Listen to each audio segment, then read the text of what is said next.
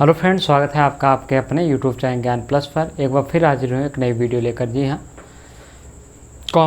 हम कॉमर्स कर रहे हैं, उसी क्रम में हम एक नया टॉपिक लेकर हाजिर हैं।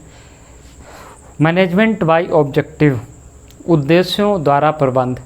आपने अभी तक पढ़ा होगा कि जो मैनेजमेंट होते हैं उनके उद्देश्य को निर्धारित किया जाता है, यानी कि व्यवसाय में जो प्लानिंग की जाती है वो मैनेजर द्वारा की जाती है, ठीक है। लेकिन अब उद्देश्यों द्वारा प्रबंध ये एकदम उल्टी अवधारणा है। जी हाँ, ये एक नई अवधारणा है जो कि पीटर एफ ड्रगर द्वारा विकसित की गई है। जी हाँ, किसके द्वारा विकसित की गई है उद्देश्यों द्वारा प्रबंध? तो पीटर एफ ड्रकर।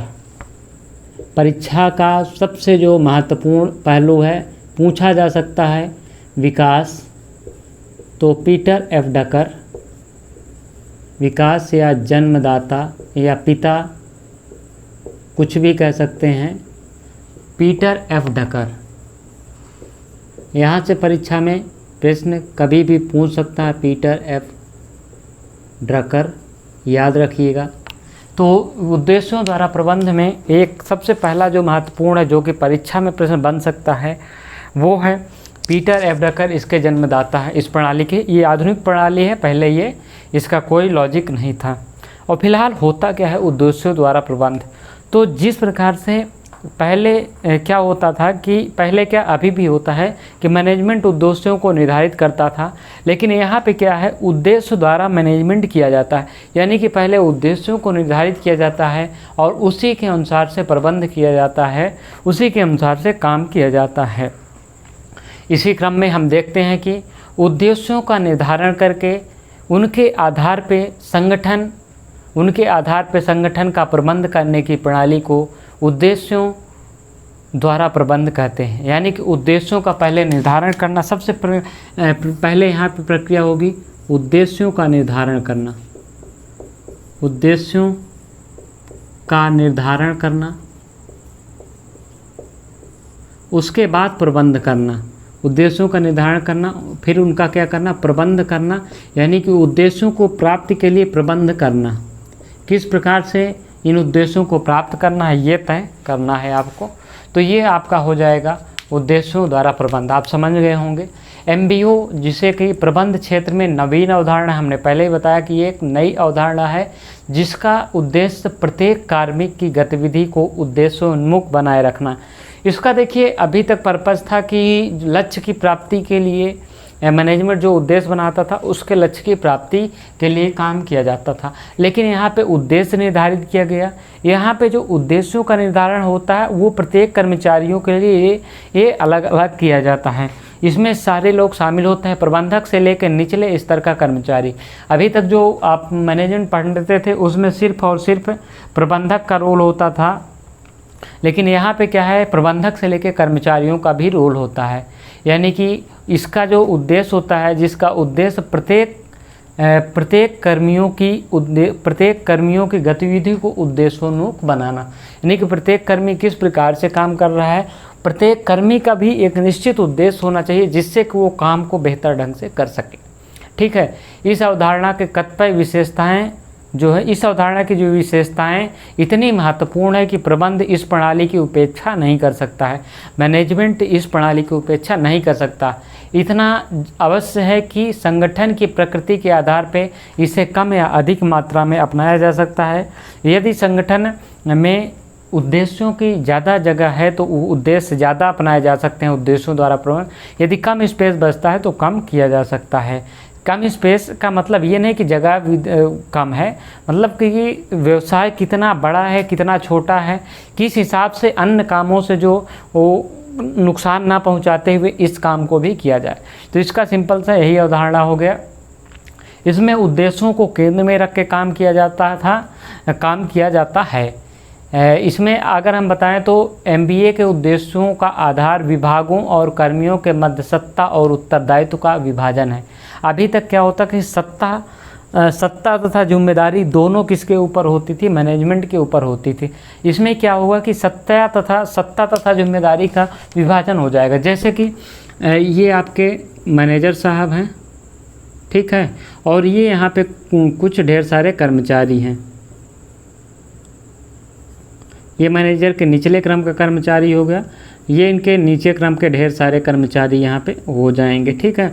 तो अब क्या हो जाएगा कि जब ये मैनेजमेंट बाय ऑब्जेक्टिव किया जाएगा तो इसमें क्या किया जाएगा कि इसमें अभी तक क्या होता था कि जब प्लानिंग की जाती थी तो ये सिर्फ इसमें भाग लेते थे या ये भाग लेते थे ये मिला के, लेकिन इनका कोई रोल नहीं होता था। लेकिन अब यहाँ पे क्या होगा कि ये सभी के द्वारा मैनेजमेंट किया जाएगा, इन सभी के लिए ऑब्जेक्ट का उद्देश्य निर्धारण किया जाएगा।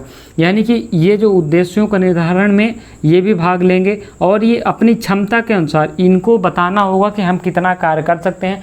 मैनेजमेंट पहले आपको उद्देश्य आपके साथ मिल के आपसे सलाह लेके ही आपका उद्देश्य का निर्धारण करेगा।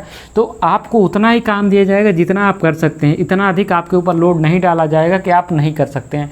और इसी के आधार पे जब आप काम करते हैं तो जो कर्मचारियों का प्रमोशन होता है वो इसी के द्वारा होता है, तथा कर्मचारियों की जो प्रगति है उसको किसके द्वारा नापा जाता है, इसी उद्देश्य के द्वारा, उद्देश्यों के द्वारा नापा जाता है।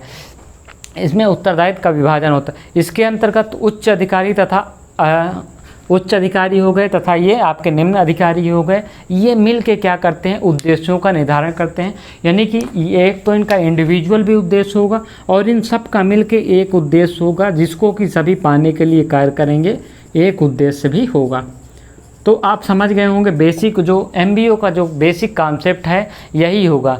यह ऐसे परिणामों का जो निर्धारण करते हैं जो कि अधीनस्थ कर्मचारियों द्वारा किए जाने हैं और प्रत्येक कर्मचारियों का यहाँ पे मूल्यांकन किया जा सके, ये मिल के निर्धारण करते हैं जो कि इनके द्वारा किया जाना है, ठीक है ज़्यादातर काम। अब जिससे कि इन प्रत्येक कर्मचारियों का अलग से मूल्यांकन कैसे हो सकता है, जब को किसी संस्था में एक साथ सारे कर्मचारी काम कर रहे हैं तो कैसे उनका मूल्यांकन करेंगे, तो इसी माध्यम से इनका प्रत्येक कर्मचारी का अलग अलग से जब ऑब्जेक्ट होता है तो इनका मूल्यांकन करना जो है बहुत आसान हो जाता है।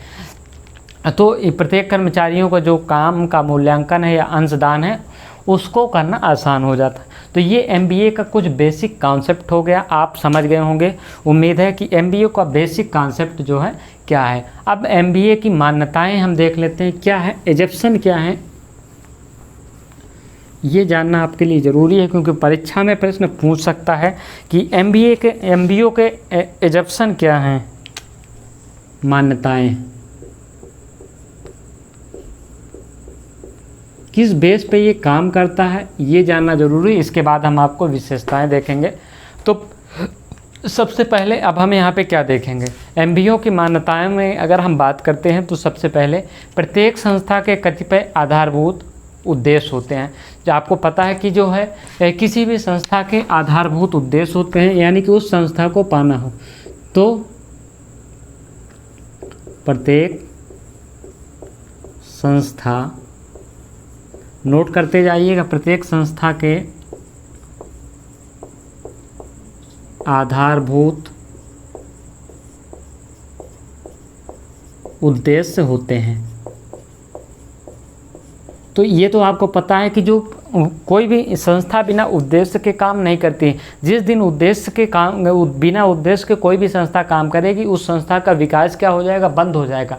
इसीलिए क्या करता है कि मैनेजमेंट जो है ऑब्जेक्टिव बनाता है कि इस संस्था का इस साल इतना क्या है गोल है, एम है, इस संस्था को इतना इस साल प्राप्त करना है, चाहे वो जिस प्रकार से प्राप्त करे। ठीक उसी प्रकार से क्या होता है कि उद्देश्यों द्वारा जब प्रबंध की बात करते हैं तो प्रत्येक संस्था के उद्देश्यों की प्राप्ति के लिए क्या होता है कि प्रत्येक कर्मचारी जब संलग्न होता है, क्योंकि उसका भी गोल होता है, तो ये जो आधारभूत उद्देश्य होते हैं जब प्रत्येक कर्मचारी को भी उसकी जिम्मेदारी सौंप दी जाएगी तो ये जो उद्देश्य है इनके प्राप्त करने में बहुत आसानी हो जाएगी। तो ठीक वही कॉन्सेप्ट है कि ये इसका आधारभूत उद्देश्य होता है और MBA जो है प्रत्येक कर्मचारी इसमें क्या करता है, हेल्प करता है इसको प्राप्त करने के लिए।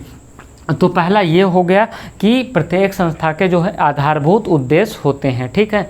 अब जो होता है प्रत्येक संस्था के उन उद्देश्यों की जानकारी होती है। अब प्रत्येक कर्मचारियों को उन उद्देश्यों की जानकारी होती है।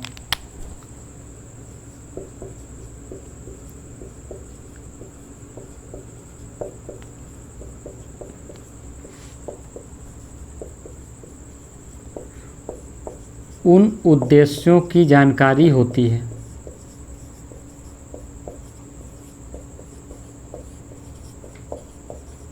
अब इसमें देखिए क्या है, सिंपल सा बात है, प्रत्येक कर्मचारियों को जब कंपनी को ऑब्जेक्ट पता होगा तथा उस व्यक्ति का इंडिविजुअल भी ऑब्जेक्ट पता होगा तो क्या होगा, कंपनी को ऑब्जेक्ट प्राप्त करने में बहुत आसानी होगी। अब कंपनी के पता चला कि मैनेजमेंट ने कुछ उद्देश्य बना लिए और नीचे के कर्मचारियों से शेयर ही इन्होंने नहीं किया। अब नीचे के कर्मचारियों से शेयर नहीं करेंगे तो क्या होगा कि ये अपने ढंग से अपने रीति से काम करते रहेंगे, उनके कंपनी के उद्देश्य से फर्क नहीं पड़ता है। अब फिर अचानक क्या हुआ कि इसी तरह की कंपनी जब उद्देश्य नहीं पता होते हैं तो महीने के लास्ट में या साल के अंत में काफ़ी अधिक कर्मचारियों के ऊपर दबाव होता है, फिर वो over duty over time company चलती रहती है, यही कारण होता है। लेकिन जिन संस्थाओं में क्या होता है कि प्रत्येक कर्मचारी को उद्देश्यों की जानकारी होती है, उनके व्यक्तिगत कार्यों की यानी कि उनके व्यक्तिगत उद्देश्यों की भी जानकारी होती है, तो वो क्या है, वो काम आसानी से किए जा सकते हैं, यानी कि वो कंपनी के जो है उद्देश्य आसानी से पूरे हो जाते हैं। आगे हम बात करते हैं तो समस्त गतिविधियां जो है मात्र उद्देश्यों की दिशा में लगानी चाहिए।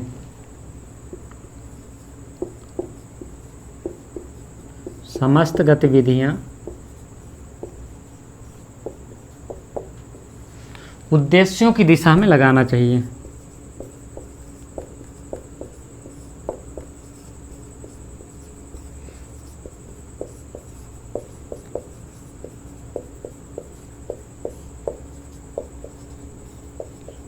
देखिए किसी भी कंपनी को चाहिए कि वो जो उद्देश्य निर्धारित करें वो सबसे पहले पूरा होना चाहिए।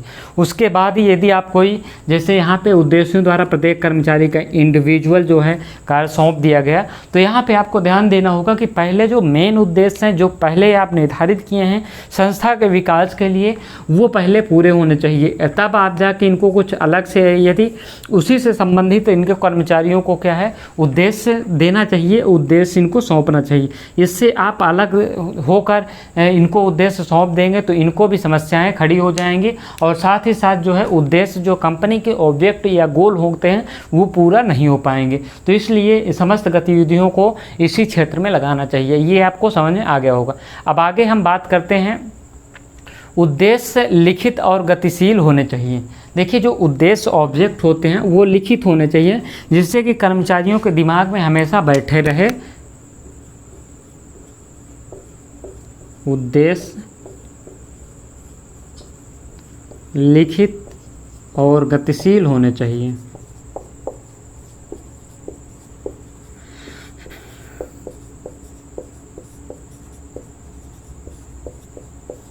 ठीक है, तो यहाँ पे क्या मतलब है कि जो ऑब्जेक्ट आप निर्धारित किए हैं वो लिखित होना चाहिए।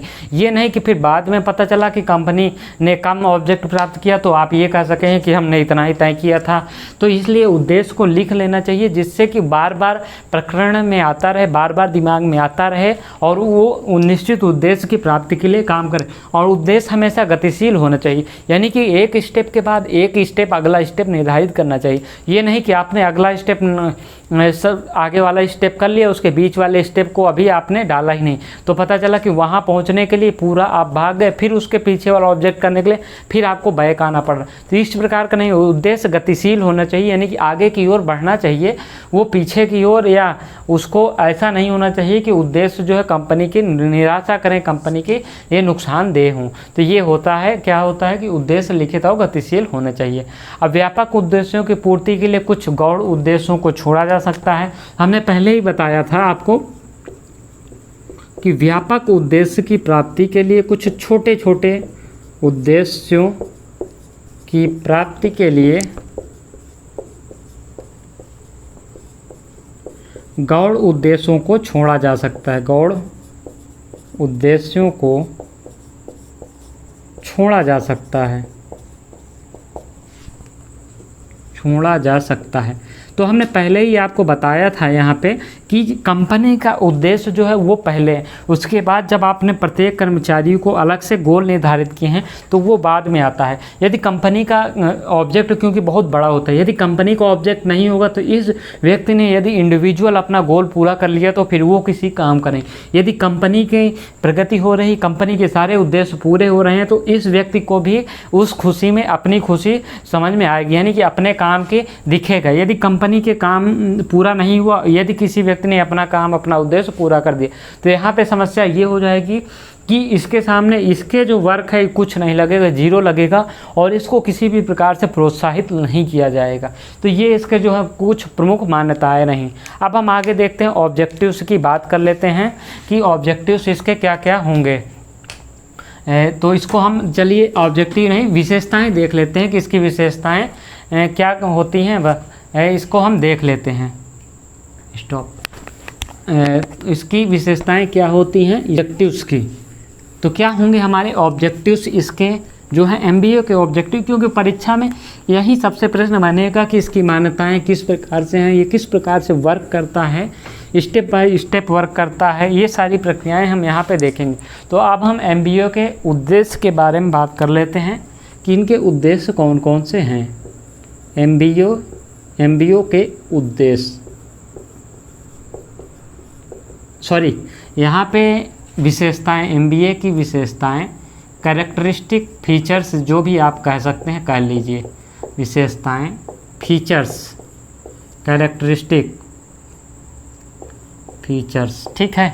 तो एमबीए की विशेषताएं क्या होती हैं, आपको ये जानना है कि हमने देखिए आपको अब एमबीए की विशेषताएं आप आराम से बता सकते हैं।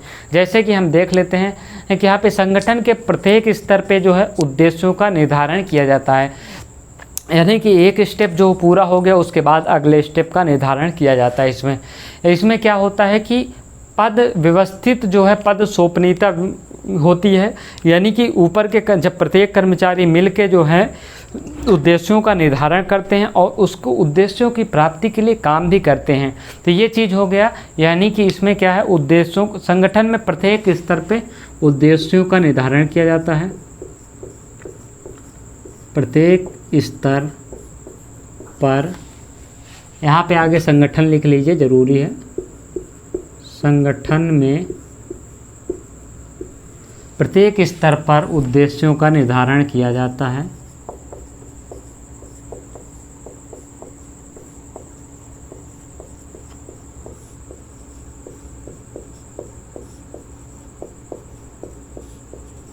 और प्रत्येक कर्मचारियों द्वारा, यानी कि प्रत्येक कर्मी अपने उद्देश्यों की प्राप्ति के लिए प्रयास करता है इसमें, एंड प्रत्येक कर्मी अपने उद्देश्यों की प्राप्ति के लिए प्रयास करता है, अपने उद्देश्यों की प्राप्ति के लिए प्रयास करता है।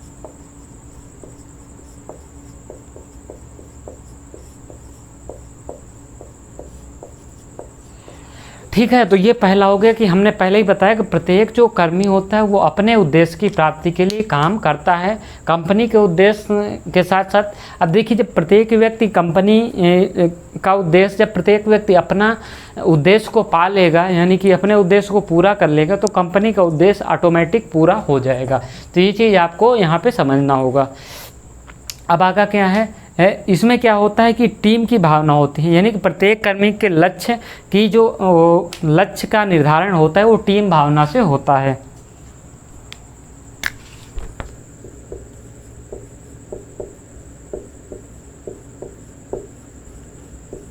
प्रत्येक कर्मी के लक्ष्य का निर्धारण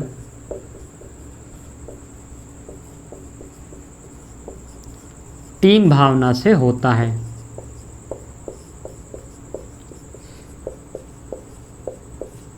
इसमें देखिए ऐसा नहीं होता है कि मैनेजर साहब आए, इस कर्मचारी से उनकी नहीं जमती है तो इनको ढेर सारा काम दे दिए, और अन्य को जो है जिनसे उनकी पटती है उनको बहुत कम काम दे दिए, जिससे कि उसको दिक्कत ना हो। तो ऐसा नहीं होता। इसमें प्रत्येक कर्मियों का जो है काम क्या होता है का निर्धारण टीम भावना से होता है। और अधिकारी तथा अधीनस्थ दोनों ही क्या करते हैं, लक्ष्य निर्धारण में भाग लेते हैं। तो यहाँ पे ये एक महत्वपूर्ण पॉइंट इसी में होगा, अधिकारी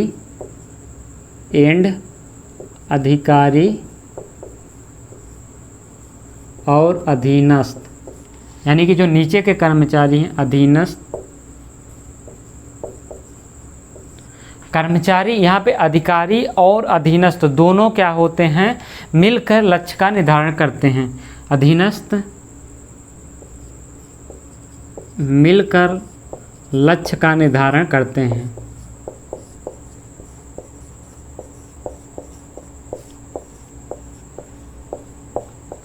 इसीलिए इसमें क्या होता है, किसी का अहित नहीं होता है, क्योंकि ये सारे मिलके अपने लक्ष्यों का निर्धारण करते हैं।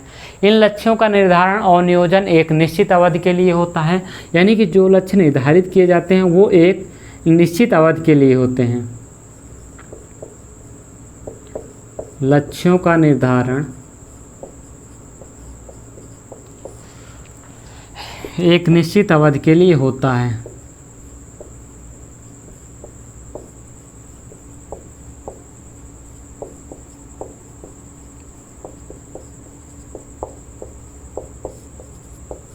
ठीक है, तो यहाँ पे लक्ष्यों का निर्धारण कैसे हो जाएगा, एक निश्चित अवधि के लिए हो जाएगा।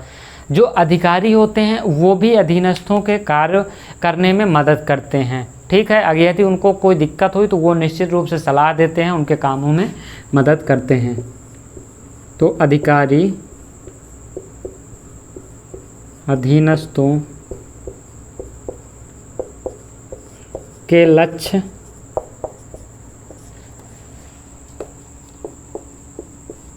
प्राप्ति में मदद करते हैं। मदद करने का क्या मदद करते हैं, मदद करने का क्या तात्पर्य है यहाँ पे कि यदि इनको कोई किसी काम में दिक्कत हो रही तो ये इनको जानकारी देंगे, और अधिकारी जानते हैं कि यदि नीचे के काम सारे पूरे हो जाएंगे तो अपने आप जो संस्था का उद्देश्य है वो प्राप्त हो जाएगा। इसीलिए क्या होता है कि अधिकारी जो है प्रत्येक काम में मदद या उनको किसी भी प्रकार से क्या करते हैं, उनको क्या करते हैं, मदद करते हैं। तो यहाँ पे ये होती है कि और यह प्रणाली जो है स्वयं सुधार पे है।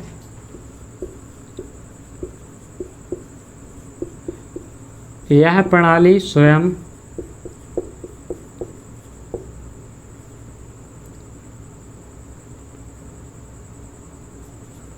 सुधार पर आधारित है। देखिए क्या होता है, जब कंपनी के ऑब्जेक्ट रहते हैं, बड़ा पूरा ऑब्जेक्ट रहता है, तो उसमें क्या होता है कि किसने कहाँ पे गलती कर दी पता ही नहीं चलता है, क्योंकि इतने लोग हैं। और जबकि इसमें क्या होता है कि प्रत्येक संस्था के जब अपने गोल होते हैं तो वो अपने जो है गलती जब वहाँ पे करता है तो वो उसको आगे से ना करने या सुधारने की वो करता है, और इसमें पता भी चल जाता है कि किसने क्या गलती की है। तो ये संस्था के लिए एक अच्छा है। ये सभी स्तरों पर परीक्षण दिया जाता है। इसमें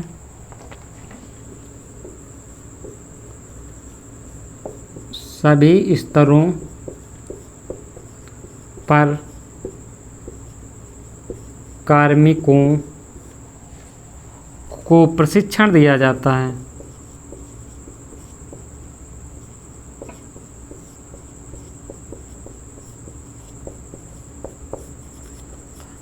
तो एमबीए में क्या होता है कि प्रत्येक स्तर पे कर्मचारियों को प्रशिक्षण दिया जाता है, उनको जानकारी दी जाती है काम से संबंधित, जिससे क्या होता है कि वो अधिक क्या होते हैं, अधिक स्किल्ड होते हैं और वो काम को आसानी से कर पाते हैं।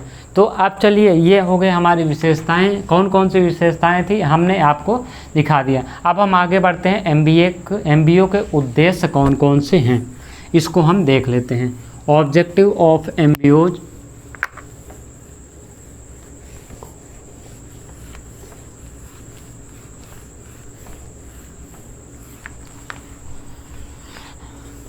तो यहाँ पे एमबीओ के उद्देश्य क्या क्या होंगे ये हम जान लेते हैं।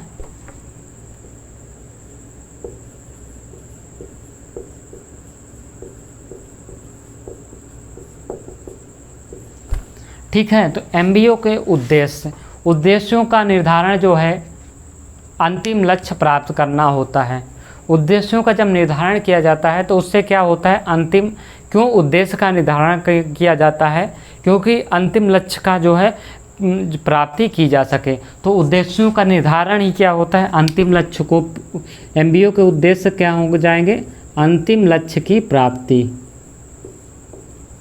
किसी भी चीज़ के जो उद्देश्य होते हैं वो अंतिम लक्ष्य की प्राप्ति होती है, अंतिम लक्ष्य की प्राप्ति। आप तैयारी कर रहे हैं तो आपका अंतिम लक्ष्य क्या है, नौकरी पाना है। अभी कुछ लोग कहेंगे कि शादी करना है, तो वो आपकी बात है, लेकिन अभी आप तैयारी किस लिए कर रहे हैं, नौकरी नौकरी करने के लिए। तो यहाँ पे अंतिम लक्ष्य क्या होगा, उनके अंतिम लक्ष्य है कि नौकरी प्राप्त करना। ठीक है, आपकी कुछ लोगों की इच्छा होगी कि गवर्नमेंट जॉब में कौन सी जॉब करें, कुछ लोग लेखपाल बनने की होगी, कुछ लोग का एएसओ बनने का होगा, कुछ लोग आरओ बनना चाह रहे हैं, कुछ लोग पीसीएस, कुछ लोग आईएएस। तो सबकी इच्छाएँ अलग अलग होती हैं और उसी हिसाब से क्या करना पड़ता है, अपने गोल का डिसाइड करना पड़ता है।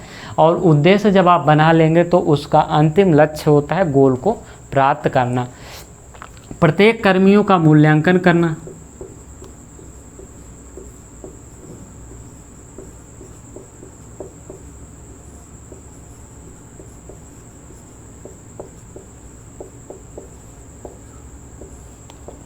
देखिए हमने आपको पहले ही बताया कि जो है एमबीओ द्वारा क्या होता है कि प्रत्येक कर्मचारी को काम सौंपा जाता है या प्रत्येक कर्मचारी को गोल सौंपा जाता है। तो इससे क्या होता है कि प्रत्येक कर्मचारियों का जो अगर ऑब्जेक्ट प्राप्त कर लिया गया तो उनका मूल्यांकन नहीं प्राप्त किया, कितना प्रतिशत प्राप्त किया, इसलिए प्रत्येक कर्मियों का मूल्यांकन इससे क्या होता है कि बहुत आसान होता है। अब क्या हो जाएगा, अगला प्रभावशाली नियंत्रण की स्थापना।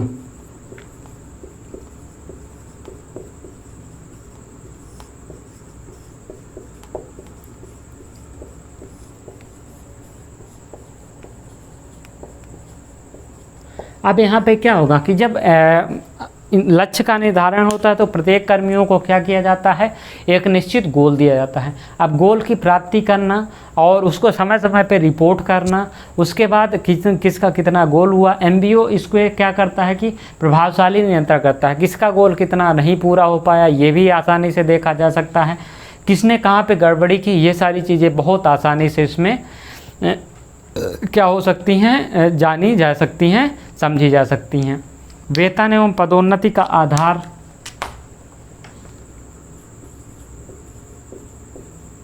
वेतन वृद्धि व पदोन्नति का आधार।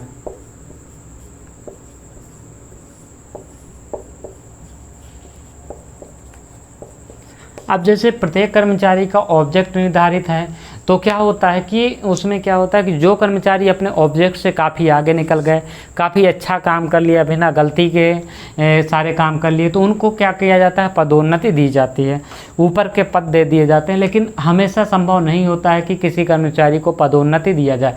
ये बहुत अच्छा काम कर रहा है फिर भी उसको पदोन्नति नहीं दी जा सकती क्योंकि ऊपर में जगह नहीं खाली है। तो इसमें क्या होता है कि उसको वेतन वृद्धि करके उसका मनोबल को बढ़ाया जाता है। जब वेतन वृद्धि होती है तो किसी भी कर्मचारी का मनोबल क्या होता है, ऊंचा होता है। अब उपलब्धियों द्वारा अभिप्रेरणा,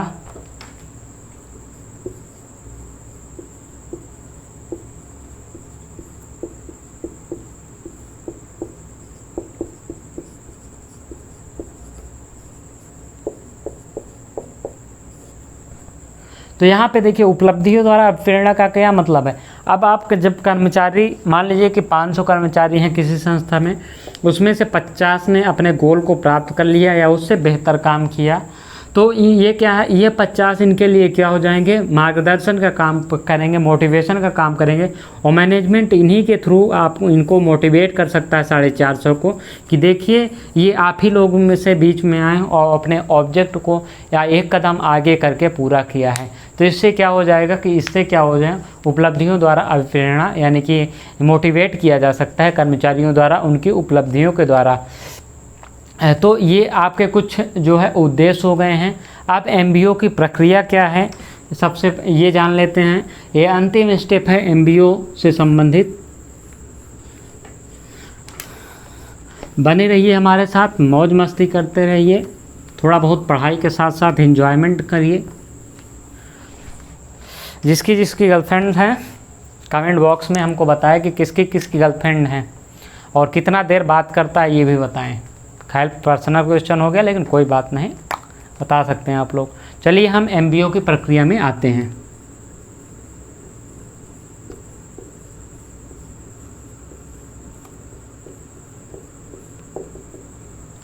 प्रोसेस ऑफ एमबीओ। एमबीओ का प्रोसेस जो है सबसे पहले क्या होता है, उद्देश्यों का निर्धारण करना।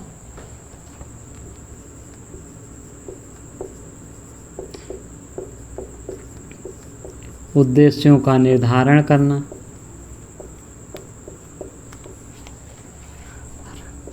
ये उद्देश्य अल्पकालीन व दीर्घकालीन दोनों हो सकते हैं, अल्पकालीन एंड दीर्घकालीन।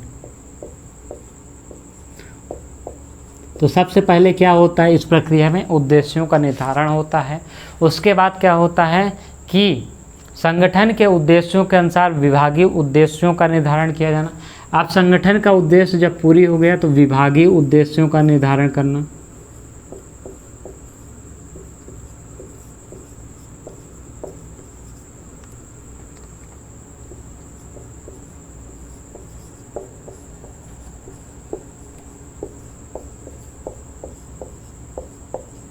ठीक है, तो दो हो गए आपके। एक तो हो गया आपका संगठन के उद्देश्यों का निर्धारण करना, दूसरा क्या हो गया विभागों के उद्देश्यों का क्या करना, निर्धारण करना।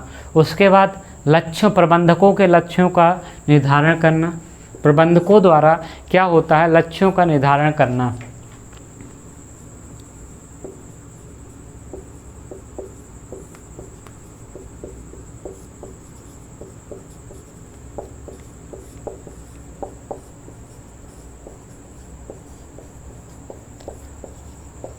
अब क्या हो गया कि यहाँ पे लक्ष्यों का निर्धारण कर्मियों को, प्रत्येक कर्मी को हो गया। फिर यहाँ पे प्रबंधकों के लक्ष्यों का निर्धारण करना, प्रबंधकों के लक्ष्यों का। अब कर्मियों के साथ साथ प्रबंधकों का भी तो कुछ लक्ष्य होना चाहिए। पता चला कि प्रबंधक मौज कर रहे हैं, कर्मचारी मरे जा रहे हैं, ये हो गया। अब लक्ष्यों की जाँच करना, ठीक है, लक्ष्यों की जो है उद्देश्यों की जाँच करना, या फिर लास्ट में हो जाएगा क्या हो, उद्देश्यों का मूल्यांकन करना।